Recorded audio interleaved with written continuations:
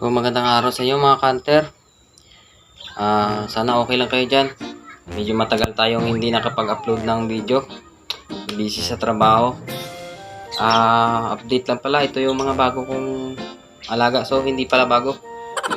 Mga dati kong alaga. Ito yung una kong alaga na pang taboy dito sa sa mga manok. Kasi marami kasi akong manok dito. Ito yung inaano ng mga aso, hinahabol ng mga aso. So ito yung aking sandata dito sa aking manukan. Mga labuyo ko, mga ibon ko. Ito yung una-una kong gamit.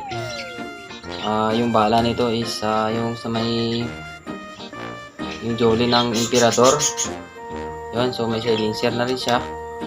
Naputol na yung side niya dito, front side niya. So yung back side na lang yung natira. Alcohol lang din yung bala nito mga kanter. So wala na, hindi ko na ito ginagamit masyado kasi meron na akong bago. Ito pala yung bago kong gamit mga kanter. Scopita foot pump converted sa PCP hand pump. Ginawan ko rin siya ng silencer, tapos nagabitan ko siya ng scope. So naka zero na to. So yung mga yung tama nito mga 20 meters, 15 to 20 kaya nya. So ito yung mga laking ginagampanan nito ngayon. Yun lang mga kanter, update ko lang to. Pag-hunting, nag-hunting din ako minsan pero hindi ko ina-upload, mahuli tayo. So yun lang mga kanter, no. Sana mag-ingat tayo palagi.